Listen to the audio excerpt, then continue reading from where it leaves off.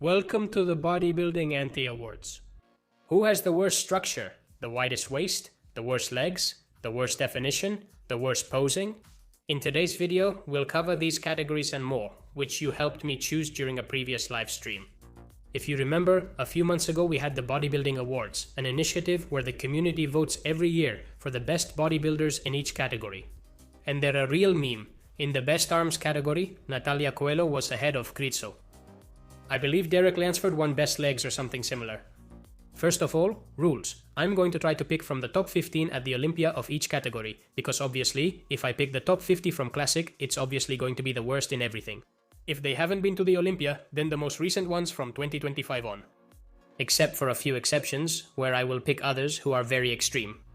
Let's start with the worst structure. Here I want to mention Michael Daboul, who is top 8 in Classic, and who has ribs that stick out a bit, a wide waist, and I don't think he's the best shaped Classic competitor in that top group at all. We could debate if Brian Asley would be here, but let's focus on the open category. In 4th place, I'm going to put Hassan Mostafa, the Egyptian Nick Walker, the mutant freak, whatever you want to call him. Short legs, wide waist, narrow shoulders, he picked the wrong sport. In 3rd place, we have Nick Walker. Same thing, short legs, wide waist, narrow clavicles, an absolutely terrible structure. But in 2nd place, things get worse, we have Nexila. Elephant-like legs, super narrow clavicles, very short arms, she looks like, I don't know, Patrick, which is a disgrace. But the bodybuilder with the worst structure could easily be Joseph Palacios. Yes, he's really wide, he's wider than he is tall, but his waist is also very wide. Short legs, flat quadriceps, barrel-shaped waist, but he also has a really short neck. I don't know, it's very strange. He gets the prize for worst structure. And now let's go with the widest waist. I could include a lot of bodybuilders here, but I got lazy and only included 3. And yes, honestly, the winner could also be Joseph Palacios. In 2nd place, I want to put Nick Walker, the version from the last Arnold he competed in, where his waist did get a bit out of control in some poses. And in 1st place, I'm going to put him in 1st place, taking the version from the Arnold Classic where he came to compete with his baby. For worst abs, well, we could include a lot of bodybuilders here, but since I don't want to drag this out, in 4th place, we're going to put Sergey Danilov. His abs are not very defined, they're kinda blurred, they have a bit of skin over them, and they have a bad shape. In 3rd place, we're going to put Grizo. For the amount of muscle mass he has, his abs are not very muscular. They're not as symmetrical, but as we go up the list, things get worse, because we find William Bonac. Well yes, Guillermo Boniato has an abdomen that's too short, I mean, he literally has no waist. And his abs are deformed, they're asymmetrical, and on top of that, they're not very defined or deep, a disaster. First of all, we have Keon Pearson, he takes the prize, because that extreme abdominal diastasis, which looks like an alien is coming out of his waist, completely kills his aesthetics. It's a shame. Worst arms. I wanted to focus on open because, well, by definition, classic competitors are going to have smaller arms than open competitors. But here I want to mention Tyrannosaurus Classic, this gentleman who, well, is basically all legs and head, and his arms are like those of a 10-year-old child. With that honorable mention out of the way, let's move on to open. I know many of you are waiting for me to talk about Derek. He really does have big arms, but the thing is, they have a bad shape and the biceps lag behind the triceps. It's necessary to mention Hadi, not for his arm size, but because his arm insertion near the elbow looks thin and his forearms are small.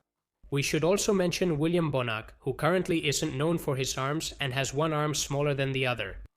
And in this position, we could include both Urs and Sasan. It's pretty close, to be honest. Both of them have poor arm development. Sasan has a pretty bad triceps. Urs is lacking quite a bit in both biceps and triceps, and both of them have a very small forearm. Here, I'll give Sasan the win by a narrow margin. Because the proportion between his big legs, his pretty wide torso, and his head is a brutal imbalance, so he takes 1st place. You barely made it, Urs. Let's go with worst glutes. Here, well, we could mention quite a few bodybuilders, but I especially want to mention 3. One of them is Samson Dauda, and this is going to surprise more than one person. But the thing is, Hadi, Derek, and Andrew have pretty big or pretty defined glutes.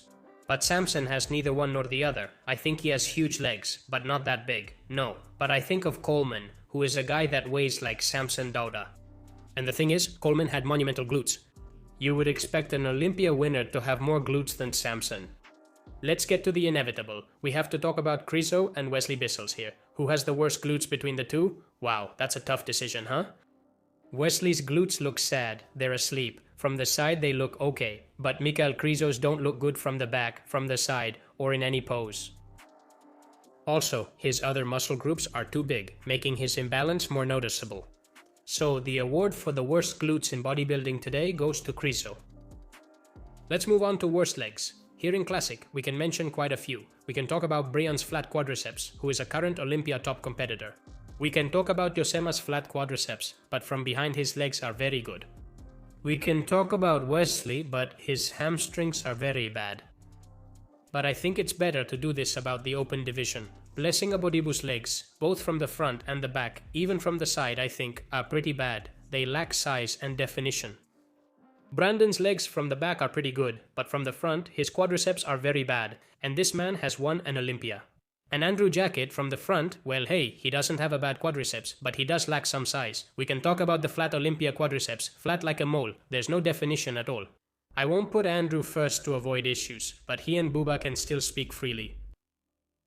With the worst calves, we have to mention here Terence, who is a classic physique competitor. Well, he doesn't stand out for that muscle, he also has a very thin ankle.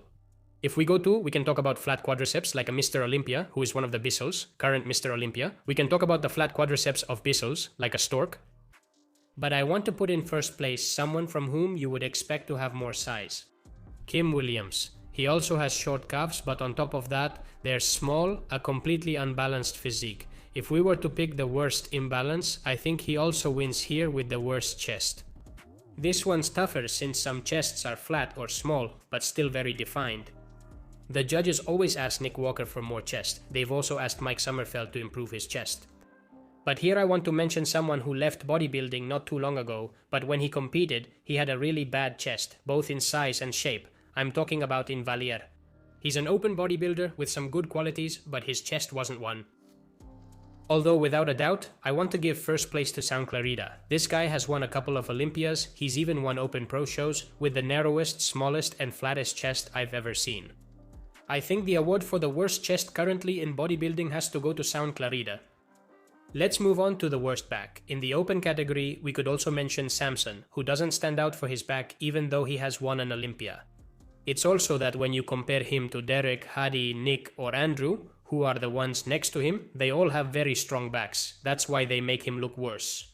Martin Fitzwater doesn't have a good back either, and it always looks tight, like he never manages to pose it well. I want to give the prize to someone from Classic Physique. We can mention Andrea Mamoli here, who is all lower body and lacks quite a bit of back width, and also Matthews Menegate. His back is flat, it's not dense, but it's also not that wide. But ladies and gentlemen, once again the prize goes to Kim Williams, who wins again, with a back that in this case really does have nerve damage. This is true, poor guy. He can't fix this. His back, both in the lat spread and the double biceps, is completely atrophied. Without a doubt, the worst back in open and probably in bodybuilding today.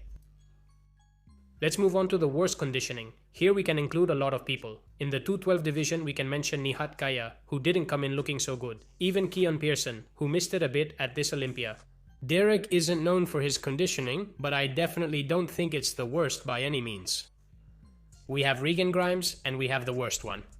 They're not into posing or getting shredded. For whatever reason, I don't think I've ever really seen them truly shredded in my life. But what Jose Mede did at Mr. Olympia was a scandal. Look, from this came a exhibición un po sin mention that I don't know what happened to him, I don't know what went on, but I haven't seen worse conditioning at the Olympia. And on top of that, he's a man who, hey, has a certain reputation, he's known, and he has a physique of a certain level. We're getting closer to the categories with the worst conditioning. Patrick Moore has a bad attitude, but I would say it's more off stage, because he likes to go around beating up guys and knocking out the gym owner. Mention Kaya, who messed up a little. You can tell from his placings, he's made bad gestures, facial expressions, faces, after not winning shows, and he's also done the whole thing on Instagram. On top of that, he has a criminal record. I mean, even worse. You all know the attitude he's had lately. Being a sore loser, he's insulted his fellow competitors. Here. To a year in prison. So I think both he and Nathan could win the prize, but since Martin's situation is more recent, the worst attitude goes to Martin. Let's go with the worst posing by a bodybuilder. I'll mention 3 men. The classic guys pose pretty well, but I want to focus on the top ones, specifically in the open category. Andrew's posing is not the best of all. Even though he does very artistic and beautiful choreographies, I won't take that away from him, but when it comes to the poses, in some of them he still makes pretty big mistakes, especially in poses like the chest pose or the triceps pose. Pero no posa tan mal, los que... Definition. Without a doubt, in second place, Mick Alcrizo. He looks uncomfortable, he's always looking where he shouldn't, he overdoes the most muscular pose, it's like he only studied that one pose. He never fully spreads his back and does the abs and legs pose poorly. Overall, it's a disaster. It's a shame someone competing for over 10 years hasn't practiced the basics. What's easier, having a 60-centimeter arm or posing well? You tell me. With the worst definition I've seen in open bodybuilding. My god, good Vito, what's wrong with you? That amazing physique, those legs, and you're not making the most of them. First, he thinks he's Robocop or something like that. I don't know why he moves that way. He looks like he's mechanized. He messed up a back pose because of his posing, the abs and legs pose and the triceps pose are terrible. And then he can't stand still. If this man posed better, he would move up in the rankings. Even worse are the troll categories. These are the anti-awards. Without a doubt, we have to give it to Andres El Chaquetas. But how can we forget that performance he did, where he even dressed up as a Ninja Turtle? Let's go with the best member. This award definitely goes to Death Trick Louie, who missed it, which you probably don't know about. This guy won the genetic lottery, and I'm not talking about physically. The others compete in bodybuilding, and he competes in pole vault. I thought it was illegal to go on stage armed. How can he have that thing bigger than his legs? This is the most straight channel there is. Let's go with worst conditioning. Piotr Wojtowicz. Top 13 Olympia Classic. Is he a future bald guy? He messed up a bit. As a teenager, as a hood, but I don't know what it is. But without a doubt, first place here would go to Sam Sulek, the day he competed at the Arnold. What happened to him that day? He hadn't slept, he'd been out partying all night. It rained on him. Worst definition. Sam Sulek wins. Let's go with the top bald head. Brandon's bald, elongated head looks great to me, but it's not like the alien from the movie. Since we're on that topic, there's a guy who looks like an engineer, Martin Fitzwater, who missed the Let's Go. Without a doubt, he has to take first place for the best bald head. He's already won for the bald head, and for attitude, he must be happy. Let's go with the worst conditioning. I'm gonna give that one to Rafael Brandao. He's got a huge scorpion on his back, super fitting when you're a bodybuilder. I'm giving the best feet award to Guspito. He's got claws, looks like an eagle or something. It's weird but nice feet. Guspito missed a bit. Bodybuilding anti-awards. These are my winners. Who are yours? We're going with the dumbest kind of humor here, just joking around purely for fun and entertainment. This video isn't serious in case some genius doesn't realize it. I may have missed a bodybuilder or picked the wrong winner. Share your thoughts in the comments, I'll read them. Let's end here. Ares YT Culturismo signing off. Próximo video.